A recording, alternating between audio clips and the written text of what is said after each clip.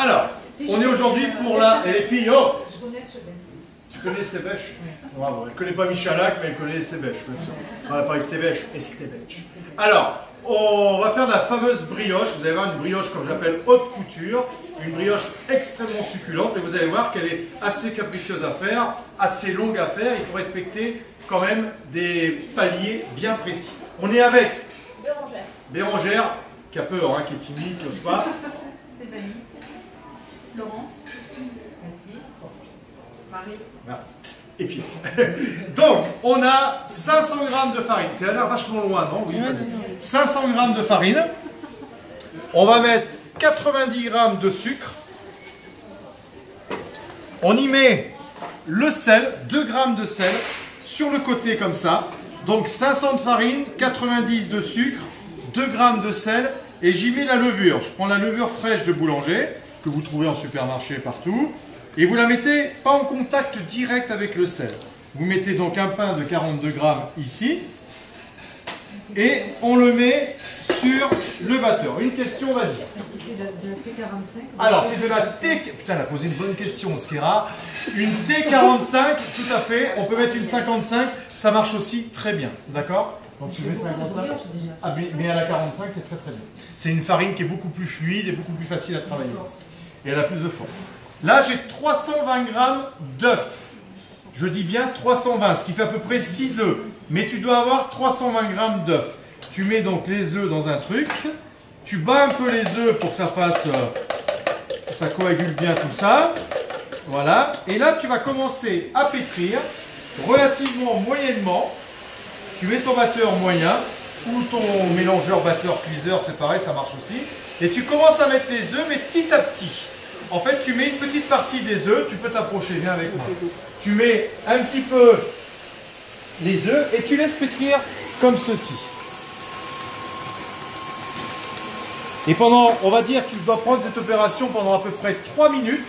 Et pendant 3 minutes, tu mets petit à petit les œufs comme ceci. Tu ne mets pas tout d'un coup. Et tu laisses bien pétrir avec les œufs en les mettant progressivement. Les œufs, donc là ça fait à peu près 3 minutes que ça pétrit déjà, tu peux tout mettre. Très bien Marie. Et là on pétrit. Et en fait on pétrit assez fortement maintenant. Et on va laisser la pâte jusqu'à ce que la pâte se décolle carrément du bol, d'accord? Ce qui est l'opération qui va prendre au moins, on va dire 8 minutes. Hein. On va pétrir au moins pendant 8 minutes et on va bien laisser la pâte travailler avec les œufs et on va laisser la pâte se décoller de la paroi. Donc là on laisse tourner bien assez fortement, au moins pendant 8 minutes.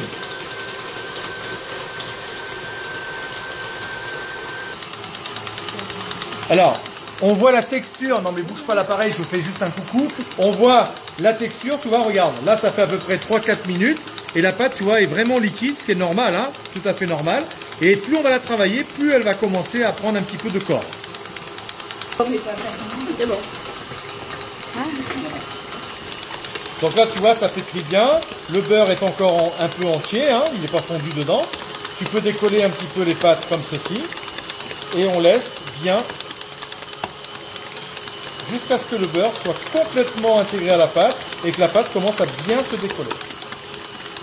Alors, là, notre beurre est complètement intégré. Viens voir. La pâte se décolle, tu vois, regarde. La pâte se décolle des parois. C'est magnifique. Et là, on va regarder la pâte. Regardez, viens faire un gros zoom. Regarde comme elle est belle. Elle est lisse, elle est onctueuse, elle est souple, tout comme moi. Souple, belle, magnifique. Tout en muscles. Hop, regardez. Et là, on a une super... On va la mettre carrément là pour vous montrer. Voilà, regardez comme elle est belle. Et tu vois, regarde. Là, donc c'est une pâte à brioche super souple. Fais un joli zoom dessus. Tu vois. Et là, on a quelque chose de super brillant, super belle. Et là, on va la mettre dans un récipient. Vous reprenez un récipient, on va dire un récipient quelconque. Vous remettez bien la farine au fond. Vous remettez votre jolie pâte dedans. Vous la filmez et vous la laissez au moins 3 heures comme ça à l'air libre, pousser, d'accord? Minimum. Alors, on a 3 heures de pousse ici, tu vois, donc elle a bien poussé.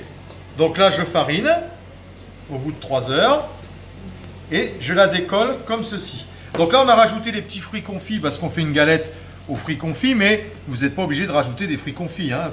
À partir de là, tu fais les petites brioches pour le petit déjeuner, tu fais les tropéziennes, tu fais un peu tout ce que tu veux. Hein.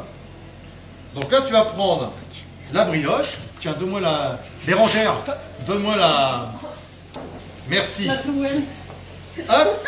Et là, on va faire 2 grosses brioches. Alors, tu peux faire des brioches entières, tressées, tout ce que tu veux. Hein. À partir de là, on va faire donc une jolie boule. Tu la fais retomber, hein, bien évidemment. Ce qui s'appelle dégazer un petit peu la brioche. Voilà. On fait comme ceci. On fait attention de ne pas avoir de trou d'air dessous. C'est très important. Et là, on va faire un gros trou au centre, comme un gros bagels. Et on va la travailler comme ça. Donc là, c'est vraiment pour faire la couronne, hein, mais vous pouvez faire autrement. Donc elle est super souple, super légère. Le beurre, bien évidemment, vous prenez un beurre riche en matière grasse. Hein. Pas un beurre allégé, hein. Vous prenez un beurre 82% de matière grasse minimum. Et là, on va mettre comme ceci. Et là, on va la laisser pousser à peu près à l'air libre. On va la laisser pousser, on va dire, je pense, 1h30, 2 heures. Ça devrait déjà pas être mal. Ok? Voilà. On verra le résultat. T'as appuyé? Là, la tête est coupée. C'est bon. Non, c'est Donc, pas ça, c'est le message. notre brioche a bien poussé, vous voyez, elle est super souple. Alors, avant de faire un zoom, vous allez voir dans la vidéo, on voit le moment le beurre devant la pâte. Bien sûr, on intègre dans la pâte 340 g de beurre. Je vous mettrai dans le déroulé au moment où on met le beurre dans la pâte à la fin de la brioche, parce que notre caméraman d'aujourd'hui a zappé l'incorporation du beurre. Donc, on met bien 340 g de beurre à la fin dans notre pâte jusqu'à diffusion complète du beurre. Et donc là, notre pâte a bien poussé pendant 2 heures. Donc, fais un zoom un petit peu sur notre pâte pour bien voir la souplesse. Tu vois la souplesse de la pâte, ça c'est très important. Elle n'est pas du tout compacte, donc on ne va pas avoir une mie extrêmement serrée, on va avoir une mie très souple. Un œuf entier battu et tu vas dorer ta brioche. Donc tu passes comme ceci, tu mets ton pinceau à plat comme ça, tu mets pas comme ça et tu fais surtout pas des grands gestes forts dessus. Tu la caresses avec douceur si c'est possible et tu fais comme ceci, d'accord? Stéphanie, je te vois. Hein. Donc comme ceci et une fois que tu as bien doré comme ça, on y met de suite un petit peu de grain, de sucre en grain pour décorer. Et pas cacher les misères parce que celle-là est très belle, Bérangère. Contrairement à la tienne qui est là-bas. Et regardez, celle de Bérangère qui est relativement cabossée. Hein, on dirait qu'elle a pris un coup de Mistral. Et... Merci, ça va Bérangère? Ça va. Et on met... Ah, la SNCF avec une annonce micro. Et on met ensuite...